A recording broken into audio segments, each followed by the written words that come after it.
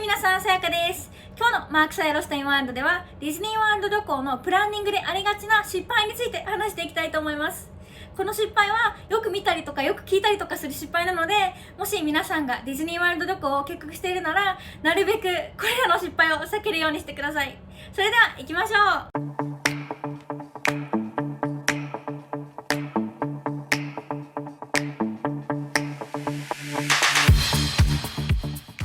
それでは早速、まず1つ目のありがちな失敗について入っていきたいと思います。そしてこれはパークリザーベーションを忘れることです。今、ウォルト・ディズニー・ワールドのパークに入るにはパークリザーベーションが必要になります。パークのチケットを持ってるだけではパークに入れないんですね。パークリザーベーションはリオープン後に人混みをコントロールするために導入されたシステムで、簡単に言うとパークの予約みたいなものになっています。ゲストはパークに入るにはいつにどのパークに行くっていうのをウォルト・ディズニー・ワールドウェブサイトかマイディズニー・エクスペリエンスアプリであらかじめ予約しないといけません。チケットを購入していてもパークリザーベーションがなかったら本当にパークに入れないので、パークリザーベーションをするのはもう絶対に忘れないようにしてください。あとですね、パークリザーベーションは後回しにするのも良くないです。旅行の日が近くなってパークリザーベーションをしようとしたら、その特定の日に行きたかったパークがもう満員になってるとか、最悪の場合もう全部のパークが満員っていう場合もあるので、そういった事態を防ぐためにもパークリザーベーションは後回しにしないでください。あとですね、少し前まではこのパークリザーベーションのパークの変更がしたかったら一度その持っているパークリザーベーションをキャンセルしてからじゃないと新しいパークのパークリザーベーションができなかったんです。なのでそのキャンセルしてから新しいパークをパークリザーベーションするまでに、その全部のパークのパークリザーベーションがなくなったらどうしようっていう心配があったんですね。ですがこれは改善されて、今はその行きたいパークを変更したい場合はその持っているパークリザーベーションを完全にキャンセルせずにこのパークの変更を行うことができるので、その心配はなくなりました。なので今は例えばマジックキングダムを予約していたけど、やっぱりこの日はエプコットに行きたいってなった場合、そのエプコットのパークリザーベーションがもう満員でない限りその簡単に変更することができます。しかしもしエプコットのパークリザーベーションがもう満員だった場合、この変更はできないので、行きたいパークのパークリザーベーションが取れるようにパークリザーベーションはなるべく早めにすることをお勧めします。そして次の失敗はオーバープランニングです。オーバープランニングはプランニングをしすぎちゃうということです。ディズニーワールド旅行ってとってもお金がかかるし、ほとんどの人にとってディズニーワールドってなかなか簡単に行けるところではないので、やりたいことがたくさんあってそれらを全部やれるようにプランニングをしすぎちゃうっていう気持ちは分かります。すごい分かります。それにディズニーに行くんだったらやっぱりある程度のプランニングは必要です。飛行機だったりとかホテルだったりとかチケット、それに今はさっき言ったパークリザーベーションにディズニーシーに行ってディズニーワールドに行くためにプランしないといけないことって結構たくさんあります。でもある程度必要なプランニングとプランニングのしすぎっていうのにはやっぱりちょっとラインがあるんですね。何時にこのアトラクションに行って何時から何時までここでランチしてって詳細すぎるプランニングはストレスになります。プランニングはしすぎればしすぎるほど当日その何かがプランからそれた時にストレスになります。そして前から言ってますが、どれだけプランニングしてもディズニーワールドでは全部が全部プラン通りにはいきません。なので当日のストレスを避けるためにもプランニングはしすぎないようにしてください。そして次の項目もオーバープランニングに関わってくるんですけど、1回の旅行でウィッシュリストの全てのアイテムをコンプリートしようとするのもよくありがちな失敗です。全部のやりたいことを1回の旅行でできると思わないことが大事です。そのプランにやりたいことをガーって詰め込みすぎて、その当日そのやりたいことを成し遂げることに集中していると、ただそのディズニーワールドでリラックスしてディズニーワールドにいるっていうことを楽しむことができなくなっちゃいます。皆さんディズニーワールドって楽しむために行くじゃないですか。ディズニーワールドには楽しむために行くのに、そのやりたいことを全部こなさないとって全部やりたいことをこなそうとしてそれがストレスになってしまうと、その本来の楽しむために行くっていう目的を見失ってしまいます。やりたいことが全部できたかっていうこととディズニーワールド旅行を楽しめたっていうことはイコールではないです。やりたいことが全部できなくても楽しい一日を過ごすことができるし、やりたいことが全部できたからといってその日が最高の一日になるっていうわけではありません。やりたいことを全部やりたいのはすごいわかります。私もすごいわかります。だけど楽しむっていう本来の目的を見失わないようにすることが大事です。実際に私たちもディズニーランドパリに行った時、やりたいことが全部できたかと言ったらノーなんですね。やりたいこと全部できなかったです。当日私たちのやりたいことリストの中にあった全部のことをするのは時間的に厳しいって気づいた時に、私たちは優先順位の下だったアトラクションをいくつかもうスキップすることにしたんですね。やっぱりいくつか乗りたかったけど乗れなかったっていうアトラクションはあったんですけど、その分ゆっくり回ることができたし、アトラクションを次から次に追いかけるっていうよりもディズニーランドパリにいるっていうこと自体を楽しむことができたんですね。なので正しい選択をしたと思います。それでは次の失敗に移って、これはアンダープランニングです。アンダープランニングはプランニングを十分にしてないことです。さっきオーバープランニングはダメって言ったばかりですが、全くプランがないのもオーバープランニングと同じようにストレスになります。例えばプラン不足でダイニングリザーベーションをしてなかったら、当日行きたいレストランでお食事ができない可能性もあるし、もし皆さんがディズニージーニープラスを使いたいなら前もって勉強しておかないと当日もたつきます。オーマイガッシュ、ディズニージーニーの勉強をしてないことも失敗の一つです。当日ディズニージーニープラスを使うかもしれないっていう人は勉強しておいてください。そしてディズニージーニープラスを使う予定がない方でも当日何が起こるかわからないので、念のために少なくとも少しは勉強しておいてください。ジーニープラスなしでロープドロップしようと思ってたけど、当日寝過ごしちゃって時間がないから急遽ジーニープラス買おうというような予想外の状況になるかもしれないので、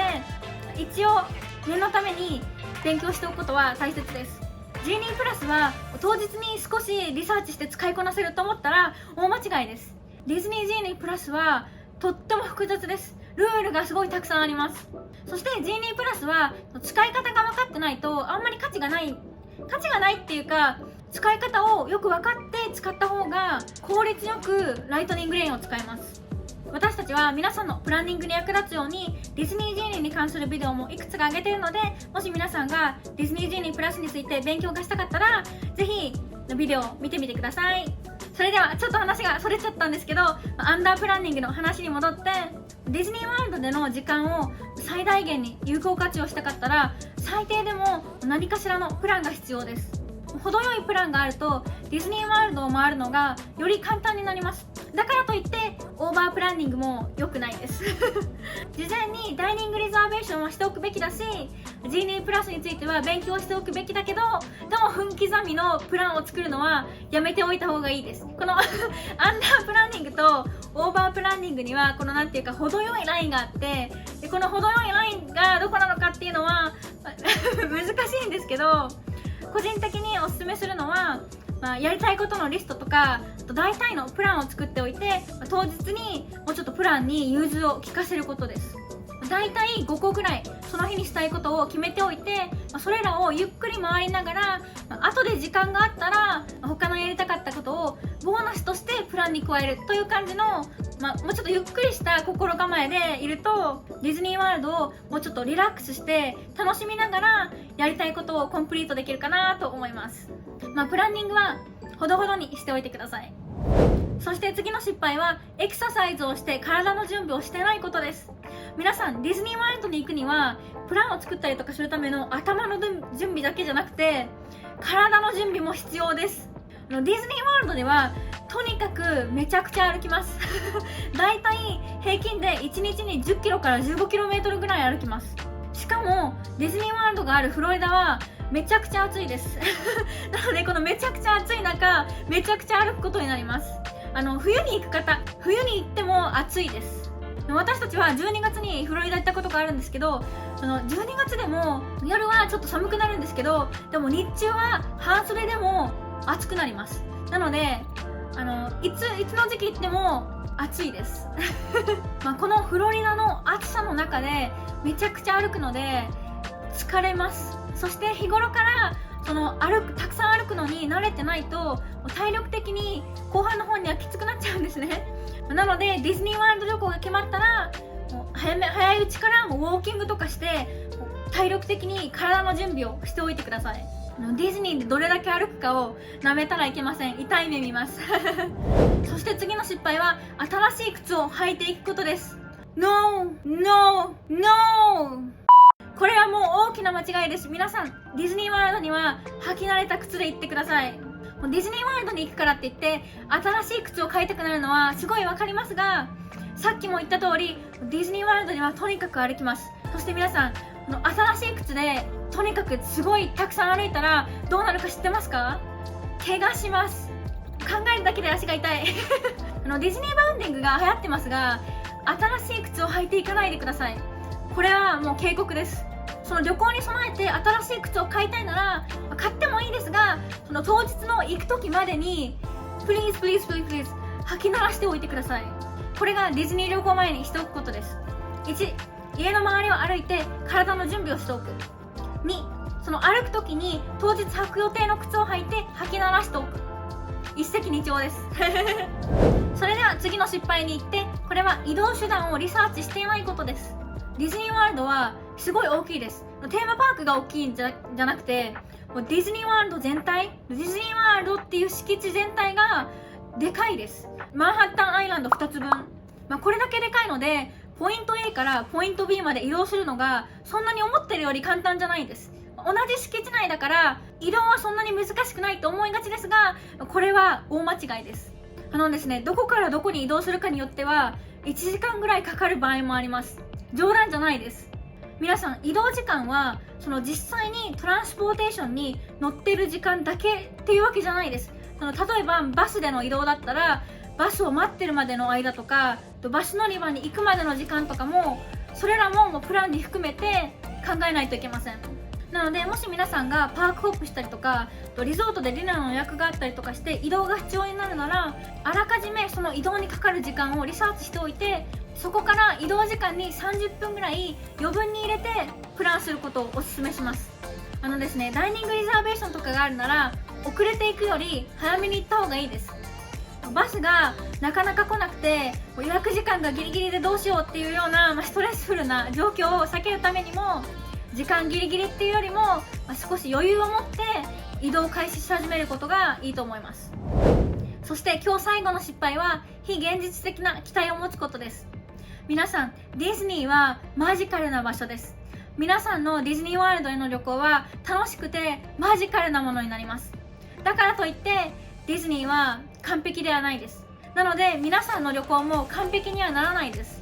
これは別にディズニーマジックはリアルじゃないって言ってるわけじゃないんです。ディズニーマジックはリアルです。ただ皆さんが旅行から幻滅して帰ってこないように期待のしすぎは良くないということです。やりたいことが全部できるわけではないし、物事はプラン通りにはいきません。アトラクションがブレイクダウンするかもしれない、雨が降るかもしれない、食べたかったスナックが売り切れるかもしれない、スカイライナーが運行休止になるかもしれない。こういったようにディズニーも完璧ではないんですね。どれだけプランニングをしても全部が全部完璧にはならないので、それを心に留めておくと、何か予定外のことが起こった時にそんなに幻滅せずに済むかなと思います。それでは以上がよくありがちなウォルト・ディズニー・ワールド旅行プランニングの失敗になっています。皆さんがこのビデオを楽しんで見てくれていることを願っています。そしてもしこのビデオを楽しんだりビデオが役に立ったら、ぜひいいねボタンを押してくれるととっても嬉しいです。私たちはこのような海外のテーマパークに関しての動画をたくさん配信しているので、もしまだ皆さんがマークサイロストインワールドにチャンネル登録をしてなかったら、ぜひチャンネル登録をしてくれると嬉しいです。それでは今日も見てくれてありがとうございました。また次回のビデオでお会いしましょう。Make today magical! Bye!